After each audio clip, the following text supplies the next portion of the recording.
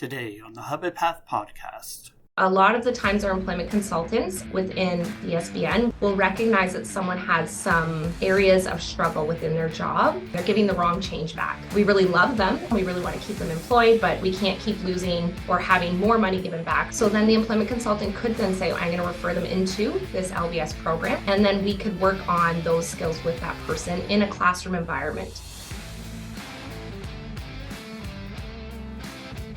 Welcome, everybody, to the Hub Path podcast, where we discuss tips, tricks, and best practices for employment professionals in the employment and career sector.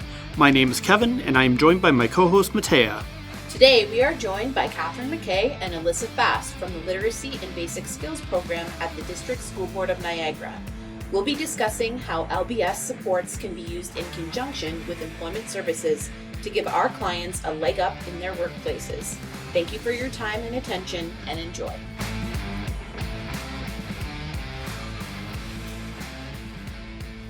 We're just going to jump right in. So my first question for you today is, what is literacy and basic skills? Okay, so I'm going to take the lead on this question. Literacy and basic skills is a very large term that encompasses many, many different things. But essentially, it is free services for adults within our communities to help improve their employability, to increase their independence, or to support with academic upgrading with regards to credit-bound high school learning, post-secondary opportunities, as well as apprenticeship. So in that regards, we help individuals upgrade their skills in the areas of reading, writing, math, social, soft skills, communication skills, as well as digital technology. We offer individualized services to people in our programs and offer training accommodations to suit people of all needs and whatever they might need to be successful in those areas. That's great. Thank you. Yeah, I think it's really important for everybody to have that kind of basic understanding of exactly what we're talking about before we dive in. So that was great. Prior to meeting today, obviously we had a little bit of a discovery call to kind of learn more about the things that you do and everything. And in that, we kind of saw that there's recently been a shift in LBS towards workforce training and employment-bound outcomes. Can you talk a little bit about this and how this can augment the work of employment counselors? Yes, so within the LBS program, like I mentioned, we have the different goal pathways of supporting individuals with independence, employment, or academic upgrading towards those different areas. But a large focus of what we do and a large focus of what our programs provide is employment supports. So a big term right now, a very popular term, is workforce or workplace literacy training. And essentially what that means is LBS will provide the skills and upgrading and the training for individuals to be prepared to become successful in specific employment areas. So that could look a little bit more general, in which we're providing upgrading and skill development towards things like customer service or other transferable skills. And it's also very specific. So there are times when we're providing and curating trainings that are based on a specific job. And we work with employers to kind of make sure these trainings are providing the needs that the employers are requiring to hire successful candidates. So a little bit more specifically, sometimes we will provide training within an actual employer space. So we can meet with them prior to, look at where are the gaps and what are the needs of them and what is going on within their staffing and why are we having job loss? Where are job retention needs? Where is training gaps and what are people coming in that they're missing and that we might be able to provide support with? And then what LBS does is curate and develop programs that will kind of fill those gaps and specifically provide trained individuals for these jobs. So like I said, it could be very specific towards a type of specific job or towards an employer that has these needs, or it may be a little bit more generalized and provided within LBS classrooms. And we're teaching transferable skills that could go across the board to many different employment opportunities. Wow. Okay. And I'm trying to think of where to start with that. I'm curious if you have any particular examples that might be useful for the network to kind of hear about, because and does it at what point in the process of an individual looking for work, at what point in the process can you kind of intervene? So if I have a client, for instance, who's interested in, say, a cashier position, do we have to wait for her to get employed in order to start to try to gain some of those skills with regards to being a cashier, or can we do kind of early intervention and then jump in? So maybe you can give some specific examples about that. That would be amazing. Yeah, I mean, for sure, the cash register is a great example because the LBS program here has offered cash register and customer service training, which Mm. of course helps with everything from handling cash to handling with customer service. So those have been an ongoing class that could be taken. But in addition, if somebody just maybe the class wasn't running when your individual needed support, and the job seeker for sure, as an employment counselor, would refer over to Alyssa's program, and then it could be specialized training within that. So maybe it was a numeracy issue. Maybe they needed some upgrading on the numeracy before they could even get to cash register. And then the LBS program would step in and help with that. And then because it's very individually focused, early intervention is great because we can, the LBS program, I wear two hats, so I always have to be more specific. The LBS program is individually helping them for what they need independently to be successful. Mm-hmm. Yeah, And I kind of, go ahead, please. Yeah, just to kind of further that as well, I think Kathy really nicely explained that. But I think the really big point to hit here is that we can provide that training prior to or during. So wherever Mhm. that learner and or client is, if they're job seeking and they're like, I'm really interested in, and we'll use cashier training right now because that's kind of where we started with our example. So like, I'm really interested in becoming a cashier at No Frills or Sobeys or a grocery store of some sort. The beginning steps could be, like Kathy said, getting them into an LBS training to look at upgrading their skills with numeracy or money management if they need to be able to handle cash better. Or it could be directly going into a very short-term training where we're looking at point of sale skills as well as customer service skills that are then directly transferable into the role. But either of those options can be provided prior to job search or while the person's employed. So a lot of the times our employment consultants within the SBN will recognize that someone has some areas of struggle within their job, and the employer may reach out to the employment consultant and say, hey, we're really struggling with this specific thing. They're not understanding, they're giving the wrong change back. And we really love them as staff. We want to keep them. We really want to keep them employed, but we can't keep losing, or having more money given back or having a loss and things like that. So then the employment consultant could then say, okay, no problem. I'm going to refer them into this LBS program, whichever LBS program is most suitable for that individual throughout the region. And then we could work on those skills with that person in a classroom environment. And a lot of LBS programs, ours included, have in-class options, online options, as well as hybrid options. So it's very individualized and very accessible for people to kind of work around their schedules and make sure that we can provide the necessities that they need to be successful in that role. That's great. And I think just to add on to Alyssa, the fact that maybe they took on a stepping stone job. We have an individual that took on stocking shelves that only allowed a few days a week of work. And he said, I love working at Giant Tiger. It's a great place to work. I love the staff. It's so supportive, but I'm not getting enough hours. So we went back to the employer and we talked about it. And he said, well, if he could work on a cash register too, that would be amazing. So while he was maintaining work, he was advancing as well, and now is working, the 35 hours a week because he's been able to increase his skills to hold multiple positions, and ran the outdoor cash the whole summer. So it was not only he was alone and he was running cash, so it was awesome. That's great. And I've heard of many situations where people end up being kind of stuck in one role, and to be able to gain the skills necessary for another type of role in that way, that's really something. I'm gonna so just for everybody who's here, we have kind of generally a list of questions that we go with, but then I kind of go off topic and put people on the spot sometimes.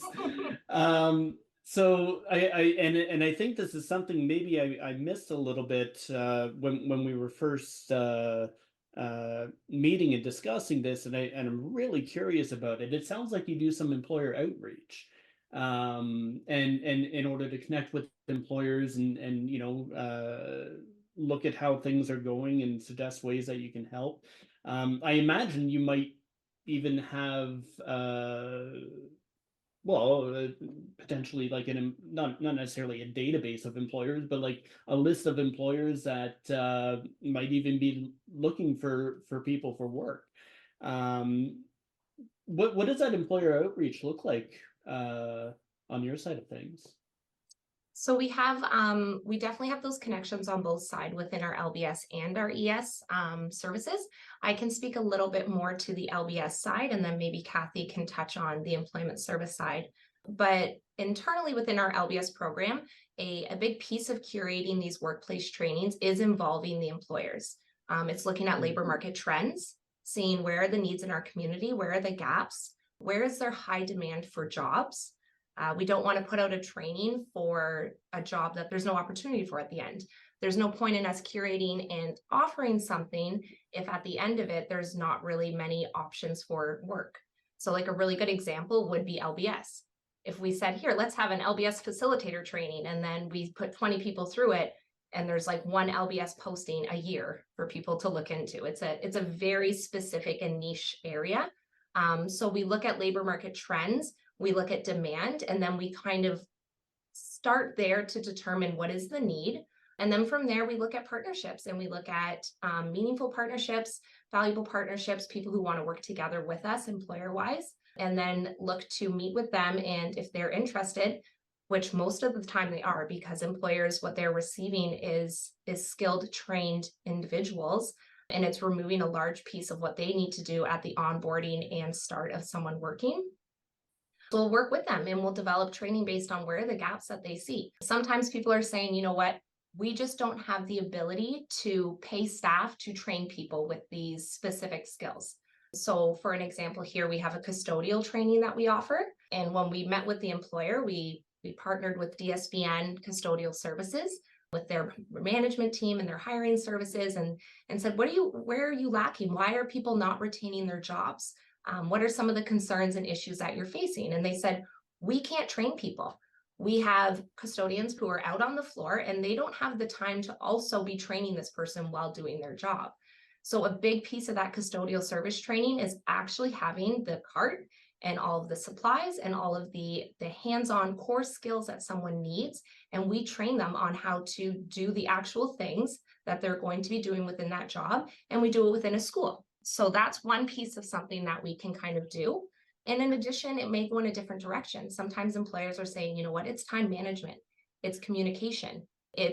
They're not telling me that they're sick, or they're not calling in to let me know about certain important things, and then we're losing them. We love what they're doing while they're here, but we're struggling with that other piece. So that's also a big piece of what we add into these trainings, if required, is making sure people have the soft skills that they need in order to retain jobs, in order to be successful in these positions. And then it's really individualized based on each employer, right? Because that might look different for each person on where their struggles are and where their gaps are. So we'll just meet with each employer and with each partnership and kind of develop things based on what we determine as a team is best for the learners, for the clients, and for the employer in the end. That's great. Okay, so we'll kind of shift the conversation a little bit here. Probably every single person in this room has done a common assessment, and we asked some really basic literacy questions within the common assessment. Really more so looking at language, and so I'm really curious what sorts of questions do you think the employment services caseworkers should be asking when it comes to literacy? Yeah, I think that that's really based on the cat itself when we're going through, right? So, something simple as I only have grade 8 education, right? Then we would be talking about their long-term goals and what direction they want to go in, right? So, if they want a stepping stone job just to start, then the questions aren't as necessary. But definitely when they say, I really want to be a cash register. I want to work with the public. I want to work in retail. And then we talk about, how's your literacy skills? And or their numeracy skills. Oh, yeah, I was never really good at that. Right. So then we would then direct them more towards the LBS program for literacy upgrading. Quite often when they talk about what jobs they've lost, and then you talk about why is it? Well, I didn't get up on time for work. I was always late. Then we would have a opportunity to talk about the job building skills, right? That those basic skills that Alyssa had talked about. Or we have some individuals that were given written instructions and then couldn't follow them. So then that's why they would lose their job. So then we would talk a little bit about their literacy skills and what could be accomplished and how they could increase their literacy skills, but still use some other devices to help them move through. So those, when it comes to the common assessment, it's definitely about what their long-term and short-term goals are and what their abilities are at this point, right? And do you find something that I sometimes encourage people to do, particularly if there is a kind of learning disability or intellectual disability or developmental disability? I encourage people to try to capture the individualized education plan or IEP. Do you tend to capture that sort of thing? And if so, how do you use them and how do you ask for it? So within our LBS program, we don't have direct connection to receiving those. If an individual was able to bring it in or provide that for us, then we would absolutely apply that to their learning journey and transfer some of the strategies that were used in their educational path to make sure that we can provide that within our classroom. We also can help at times with making referrals and connections to their school board and providing the help if they can maybe access that IEP, if that's something that's really valuable and important. I think that's a little bit of a more difficult thing to achieve at times, but if they have it, then of course they can bring it on in. It's not something that we have direct access to ourselves within the LBS Right. program. Something else, though, that's really important is a big part of LBS and what our instructors and facilitators do within LBS is during their assessments, they're trained to be able to identify those gaps, to identify and look at, is there maybe something else going on here, a further barrier, as well as then figure out the strategies that are important to implement to support that person. So maybe they don't come in with their IEP and they have no idea what helped them in school prior to. That's okay. That's not a barrier. What we're going to do is we're going to get to know that person regardless. We are going to work with them. We are going to figure out where are their needs. And what can we do to provide the proper strategies? And that's anything from looking at accommodations within our classrooms, providing larger font for things, or providing different language, things that are very academic based, or it could be maybe like coping strategies. People need more breaks, people need shorter classes, people need flexibility in how they attend. Maybe they need fidgets or different sensory items in the classroom. Anything that someone might need or that we can identify, we are happy to support and provide within the classroom to help them. And then a big piece is communicating with the learner. What worked for you in the past? What have you done? What can we help you with?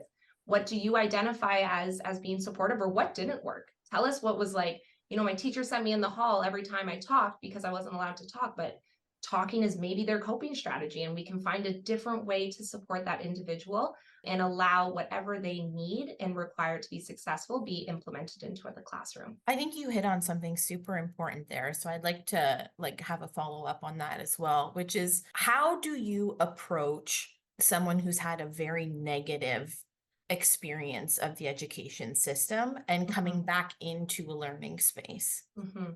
I think the first word is very carefully. It's very important to work at their pace. Understand that adult learning is very, very different than what learning was and what the expectations were of high school or previous education experiences. So the biggest thing is to be stepping carefully, to be mindful of what that individual needs, to be aware. Look at how that person's reacting to questions you're asking. How are they responding to the tour of the space? Is this assessment overwhelming them? Are they showing signs of stress? We're going to remove that assessment and go on to something else. So working at the individual's pace, being flexible, and ensuring that the services we're providing are for them. So I think a big piece of that as well is providing key information. So talking about what do we do here? How does this differ from regular school or what you may have experienced? And what can we do to make it different for you? How can we make you feel safe and comfortable here to learn? And so I think, like I said, the biggest thing is stepping carefully, meeting people where they are, and ensuring that it's a safe place for people to come into. And a big part of that is flexibility. It's, if you can't be here, give us a call and let us know. You don't have to give an excuse. You don't have to give a reason. We're all adults. We all have stuff going on. This is your learning. This is your timeline. This is your journey. So just letting people know that the expectation is we are going to provide for you at a pace that works for you and whenever works for you. That's incredible. That's significantly different than some like old school ways of how people experience school. I'm thinking of a couple clients in my head actually that were just so against it. And I love how this makes it really accessible for people who had maybe previously given up on building skills again. Mm. Yeah, so thank you. I And think also, sorry, Mateja, I also think something I missed there is tours. Offering a tour doesn't mean you're signing up, doesn't mean you're registering, doesn't mean you're coming for an intake or giving paperwork or doing any assessments. Why don't you just come and see our space, meet our staff, meet some other learners, check it out and see if you're comfortable here. And I tell you 90% of the time, the minute people walk in these doors and they see the difference in the classroom environment and they see how just easygoing it is in comparison to regular education. And that's what makes it successful, is that we can be more easygoing, we can be more flexible. So I think that if anyone is within ES and they're trying to convince their client to go to LBS, but they're like, hands up, they're not really into it, maybe asking the LBS provider, can we come for a tour? Can we just come meet you? I don't want to do the paperwork yet. They don't want to do a test. They don't want to do all the other stuff. Can we just come and see what it's like? And I find that that is a massive help to getting people in the door and recognizing the difference in what they maybe previously experienced and to what they can experience now. that's I amazing. also think the assessment, sorry, I think the assessment, as soon as you say assessment, people, they think of old school testing and everything else. So when I'm personally doing the assessment, I'm like, this is not a test. It's really to come to you to figure out what you need as opposed to a test or a formal assessment. So even though we have an informal assessment that we're following, it's really before I even start, I just talk to them about this is not a stressful situation. Let's just work together to get through this. And any of my clients that have apprehension, once they do it, they were like, is that it? That was so easy. So it's always nice. Yeah, that's a wonderful point, Kathy. Making sure people know that those assessments that we're providing or the different skill-based things that we're looking at are not to test them. It's not to be a reflection of them. It's to provide us with the information we need to give you good service. It's so we can support you and we can meet you where you're at. It has nothing to do with you being accepted into the program or not. It has nothing to do with if you're going to be successful in your goal. It has everything to do with making sure we can do our job properly. That's fantastic. And I think it leads directly into my next question, which is, you set me up so well. Thank you. What is the biggest misconception about the Literacy and Basic Skills program that you think people have, and how would you dispel it? I think Kathy and I talked about this one a little bit beforehand, and I think the biggest misconception is our name. You see our title, it is Literacy and Basic Skills. And there is so much stigma attached to all of that language. People think literacy and they think illiterate. I can't read. I don't have the skills. I'm not able to do that. They see basic skills and they think, basic skills, what does that mean? I'm not basic. I need to go to post-secondary, or I don't want to be labeled as that or put within that group. I've already been kind of given that label my whole life. So for us, it's different within every LBS program of how they kind of dismantle that and provide information to people to make sure that that doesn't defer them or doesn't make it so they don't attend our programs. Within DSBN, we've decided that just providing information and advocating for and providing quality services is what is going to change that. We used to have a lot of people who would say like, LBS, I don't know if I want to go to that. I have not heard that for many years within our DSBN program, because we've just called ourselves Literacy and Basic Skills, and then we've provided good services for people. we've shown them that it's not just about reading. It's not just about, life skills or basic skills. We encompass all of these different things. We provide services towards employment upgrading for entry-level jobs, as well as professional jobs. People come into our programs and they have PhDs. They have all these different levels of education, but they have alternate needs. Maybe they didn't use digital tech when they got their PhD and now they need to use Excel. It's not just simply like learning to read or learning to do basic math and things like that. And what I have found is the best way to dismantle that stigma is to advocate and provide information on what does LBS mean and what can it provide for you. And with providing the consistent services and providing consistent information around that language, I find that that's no longer something that deters people from attending our program. They no longer even look at it. They just, oh, we're going to go to literacy and basic skills. No big deal. We're going to LBS. And I think before I worked for the DSBN, you would refer somebody to LBS and they'd be like, I have my grade 12. And that's not what it's about, right? It's not about whatever education you have. It's really just to individually help you move forward. Yeah, that's amazing.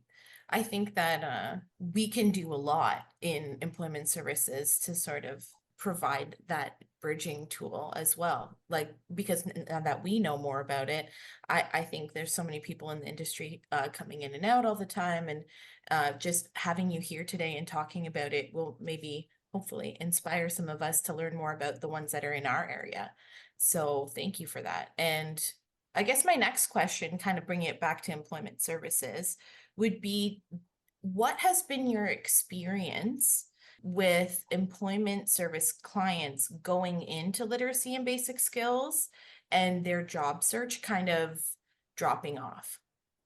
Yeah, that is like a really good question. And it's definitely not something that we can use a broad stroke with, because some people, they just need something to help them. And it's very short. So their job search doesn't change.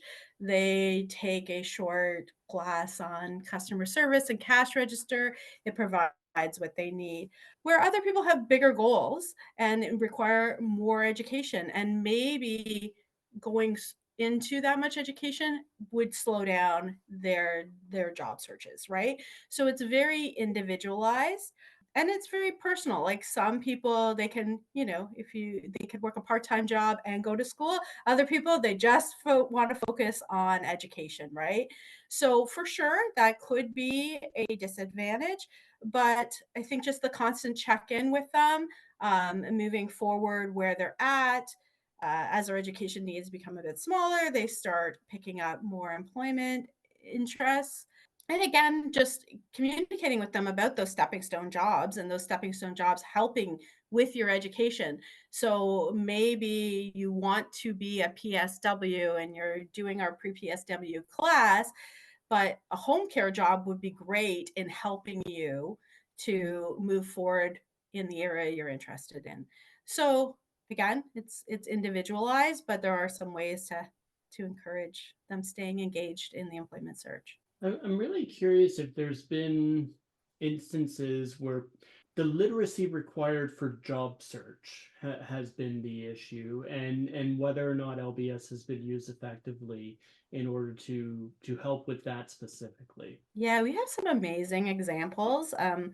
The one would be my colleague came across somebody who was illiterate, had done a few jobs that were not successful. He had a grandfather in his life who was like, I don't know what to do anymore. Like he's lost 3 jobs. And it was really because the instructions that were being followed, he wasn't able to read and follow. So my coworker got him involved in LBS, where they helped him create some checklists that he was able to follow, and now has successfully is a dishwasher at one of the local seniors' homes. But in addition, has maintained that job while staying in school, and his literacy level is increasing, and his job, they're giving him more opportunities because he's, of course, able to continue with doing more within the employment field. So yeah, and just to further that, I think like a really great example of how that was supported and how our partnerships worked very well, where LBS and ES worked together in that. Was that our open communication between LBS and employment services, as well as with the employer, allowed for job retention. So I do know that within this individual being hired, there was like some small things that were happening that had to do with our literacy skills. It had to do with our ability to redirection, to sign into certain things. And typically what you would see in those situations is an individual be let go. The employer's like, I don't have time for this. I'm just going to hire the next person. I can't help this person with all these things. Due to the amount of advocacy that happens within these situations, as well as the amount of support that's provided through the employment consultants, the employer just reached out to the employment consultant and said, hey, this is what we're seeing. Can you help? And sure enough, this person came back into class for a few weeks. We worked on some skills and some strategies around their work schedule to see like, how can we improve this? How can we make it functional? They went back to work, exited the LBS program again, and off they went. And they're working. I think they're probably one of the most valued employees within that role. From what I've heard, they are super successful. And in the partnership, in the communication between all three of us was what really supported and allowed for the job retention to occur. Another great example would be a lot of the asylum seekers are coming where their English level is okay, but definitely the technical English becomes difficult. So we do have a program that is helping. We have he actually was he was an electrician. Has his equivalency in Canada, so he can work as a, but he just said, like, when I go to work, I still think in my native language and my technical English is not good. So we have an instructor that's helping support just his technical English. So he is just done a few interviews and felt that he was able to answer the questions effectively because he wasn't thinking in Portuguese and was able to That's understand the technical English. incredible. So that's like another great example of the assistant that can be provided that way.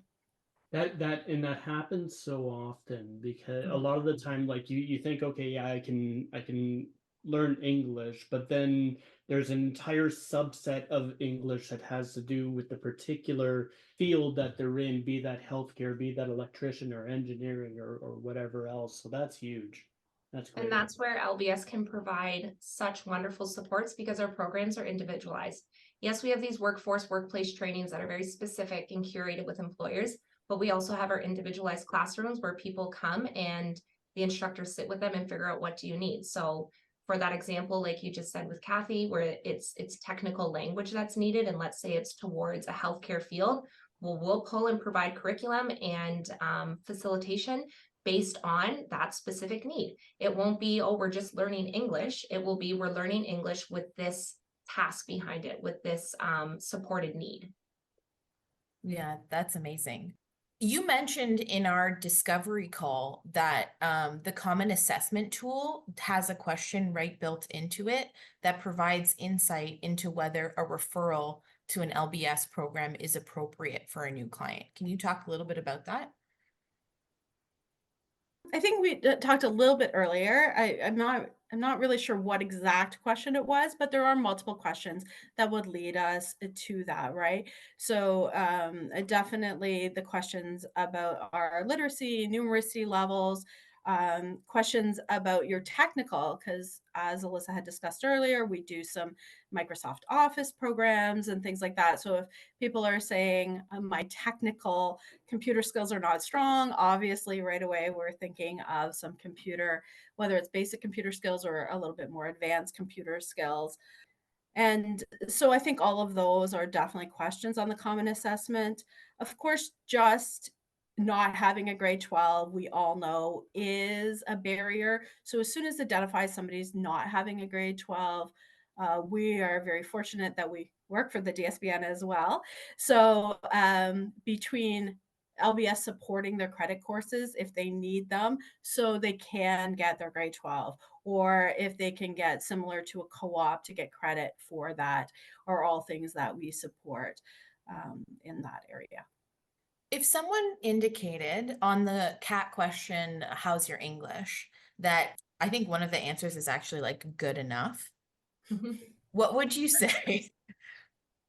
Yeah, so sometimes like then I would prompt them with good enough. Like has your reading skills ever affected you at work? And then quite often we will have, yeah, like I couldn't follow direction, or math is a huge one, right? Like my math is good enough, and I say, so simple cash work works well if they're interested in retail, or again, it's very job specific, but yeah, asking those leading questions about what those look like for them individually, because I've had people that, as everybody probably has, is where they're like, well, my math is good enough, and then when or more literacy, and then I do the illiteracy assessment with them, and they're like knocking it out of the park, and I'm like, well, that's a little better than good enough, right? Like Yeah. some of those words I still struggle with. So or if they say good enough, and then when we do the assessment and they're struggling at a grade 3 level, we know that that really isn't good enough, and we're Mhm. discussing options for them. Good enough for what? I think That's it. that's That's a Absolutely, and it's so perspective-based for question. sure. individualized. I wanted to jump in for a second because I used to work in an apprenticeship program, and I think it's really important because there's a question around your highest level of education, and a lot of the time when you ask that question, what is your highest level of education? People will say high school, and I diligently put, okay, completed grade 12 on the application and then went along. But the problem I found, because I was doing an apprenticeship for a trade that actually required your grade 12, is that later in the year, and this was the first year that I did it, I had a couple of people come back when we were actually doing the registration with the Ontario College of Trades at the time and say, oh, I don't actually have grade 12, I have grade 10, or I have grade 11. So it's something to kind of, and what I kind of grew to start doing is when somebody would say their highest level of education was high school, I'd say, what grade level? Because some people will just say high school and move on with it, but diving a little bit deeper into that question, I think can be important. Yeah, I think And I think, oh, go ahead, sorry, go Alyssa. ahead, Kathy. No, I was just going to say that, like, similar with Better Jobs Ontario, when you're doing an application, right? And they say, yeah, I have grade 12, but they want to go into accounting. And I would like follow up with, do you have grade 12 math? Right? As opposed to just because you have grade 12, like math isn't a mandatory, but would be required for accounting. And definitely apprenticeships similar, right? There's certain math that needs to be accomplished, so just having grade 12. And the other thing is that at the DSBM, we work with people with disabilities. So I definitely learned early on when they told me that they had their high school diploma. It could have been their certificate. And that means that they really are at a grade 10 level and not at a high school level, which changes a lot as well. Yeah, Sorry, Alyssa. that's okay. That's exactly what I was going to speak to, is that very specifically in developmental sector, a lot of individuals come out of high school and think I've completed high school, and they'll say I have my diploma. And getting to know individuals a bit better and kind of understanding, or even if you get their transcript, you'll see they actually have what's called an OSSC, or a different type of certificate provided by the school, which is not a full diploma. And a lot of those individuals don't have their literacy course, and they don't have all these different requirements that apprenticeship, post-secondary, or different academic goal paths would be required. So it's really important for, I think, employment consultants as well as LBS providers to be strategic in how we ask those questions. Sometimes it feels like a little bit of probing when you're asking a little bit more with people. But so within our program, we don't just say, what is your highest level, or what do you have? We'll talk to them about things like, well, how long were you in school? A lot of the times, if someone has their OSSC, they were in school for, 6 to 7 years. And that's not the answer. That doesn't give us the exact answer, but it helps us identify potentially they don't have a diploma. If they went to high school and they had a consecutive 6 years and then they said, I graduated, most likely they have their certificate and they were in a specialized classroom within that school. So specific strategic questions are really important. And like you said, Kevin, asking them the specific grade if they know that, kind of pulling it away from the developmental sector and just in general, people not understanding the requirements for next steps. Or like Kathy said, they don't have that credit that they need. Sometimes people need, a university bound grade 12 English instead of the college bound in order to go in the direction that they need. So it's about getting to know that person, knowing what the needs are for their goal. So if you don't know that, teaching yourself that, doing the work to figure it out, and then working with that individual to ask the right questions to figure out what their actual education level is and what they're going to need to get there. And that might mean connecting with their local school board, their previous school board, to get their transcript. Because they might not have an answer. And no matter how many probing questions we ask, we're not going to get the answer. But it can help us really determine, is this actually what they mean, or do we need to do a little bit more work to figure that out? So I personally, and I have a special place in my heart for literacy, and I see education as an upward mobility tool that allows people to develop the skills necessary and potentially move up a step in earnings or potentially break the cycle of perpetual minimum wage job loss. I wonder if you could tell me a little about a few success stories of people who were successfully able to kind of break this cycle. Yeah, so we did give a few of them away early. One of them that we wanted to share was that specific example that we had spoken to about the person who came in with low literacy and low reading abilities, couldn't retain their job due to that, and then was able to now be successful in full-time employment. And then another specific example is we had a client and learner who was accessing both employment services as well as LBS, who wanted to get into cosmetology. They wanted to go the route of that cosmetology pathway for their career, but they did not have the credits that they required in order to do so. So they required a grade 11 and grade 12, or they required their grade 12, but to get their grade 12 English, they needed to get the grade 11 first. Upon meeting this individual, they were, I would say, very deflated, thinking, I could never do that. I'm never going to be able to get those things. When I was in high school, I was told, no, that's not for you. Many other times, probably accessing different services, being said, you know what, just go a different path, figure something else out. With the supports of both employment services and LBS, this individual has now attained their grade 12 credit. They applied to and have been accepted into the cosmetology program at, is it Niagara, Kathy? Niagara College. Yeah, Niagara College. And this was all done in about a year span. So we were able to support them in our LBS classroom with attaining their credits. We were able to connect them to DSBN, adult and continuing education, to enroll in those credits, prepare, provide homework support, soft skills, all of those things to make sure they were successful in the credit work. And then ES has been very, very supported in kind of helping figure out what are the needs to those next steps, what are the requirements, and how are we going to get that person there. So once again, looking at how all those partnerships work so well together and how the partnerships are required in order for the success. For any one of us to do this on our own, it would be very, very difficult and not close to as successful than it is with us all communicating and making sure we're working together to support that person. That is wonderful. And then I think just our other incredible to hear. example Yeah. would be one of the asylum seekers. She was a vet assistant in her home country. She came here and wanted to do PSW. So she had enrolled in our PSW program, who was helping her out. And she was not successful in finding employment. And so we also had her do some custodial. So now she has a permanent job with the DSBN and as a custodian.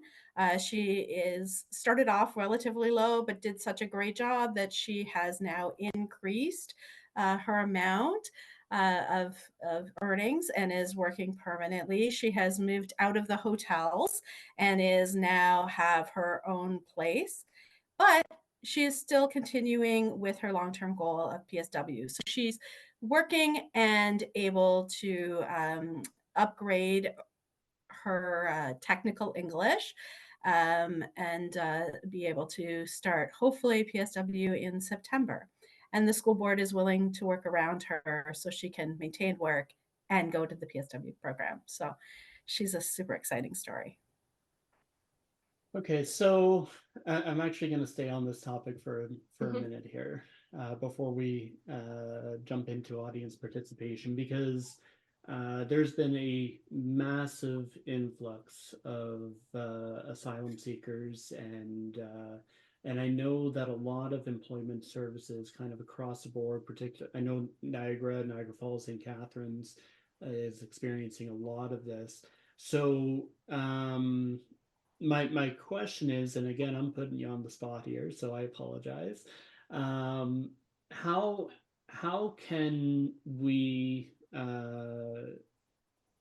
as employment services caseworkers, how can we use LBS effectively to assist to assist with those cases of asylum seekers coming in? A lot of times where maybe English isn't their primary language, and maybe they have lower level Canadian language benchmarks for English and or French. Um, how can we utilize LBS, and like when is it when is it really good to have when is it an appropriate referral, and when is it maybe an inappropriate referral? It's a big question. I was looking at Kathy wondering if we were going to speak at the same time again. I think that a very broad answer to start with is that any referral is great into LBS. Because a part of LBS services is if we receive a referral and we complete our intake, and it's not appropriate. Let's say their English levels are not quite at the place where we can provide LBS services. Sometimes there are newcomers or people who have English as their second language, and they're just not at the place where LBS is appropriate because we are not ESL teachers. There are certain skills that people need to have in order to receive instruction within our classroom. So LBS programs do have a recommendation of a certain benchmark for people to be at. But I think the best answer would be to refer them to us if you think they're suitable and you think we could be of value. And what we do is we do our best to serve and help everyone that's referred. But if we are not the right fit, what we will do is connect them to the proper services. So after that intake, whether it's that specific moment with that individual or we follow up in a week or so, maybe that referral is connection to ESL services in our community. Hey, why don't you upgrade your English first? And then in a few months, we're going to reconnect for you to come into LBS. Or maybe it has other things like with regards to if we're looking at something different than language, there is a lot of things that are required in order for people to be successful within their upgrading or within their education. And that includes basic skills, right? Basic life skills. That includes having food. That includes mental health supports. That includes housing and all of these different pieces. And if someone is concerned about where their breakfast is coming from or how they're going to get home that day, school is not going to be a priority. And so if during that intake we determine there are other pieces that need to be dealt with first, we will connect and refer. And at most times we will work together at the same time. So we'll work and try and do those supports together and cohesively. But if necessary, if we are not the right fit, which I would like to put out, it's very, very rare that occurs. Very, very, very, very rare. But if that is the case, our staff will connect and refer to the appropriate program first, and then provide all the information to say, hey, this is when we can help, or this is who can help. Well, that is a great place to stop. I want to thank my guests, Alyssa and Catherine, our funders, FedCap Canada, and most importantly, you, our audience. Until next time, don't forget to take care of yourself and stay client focused.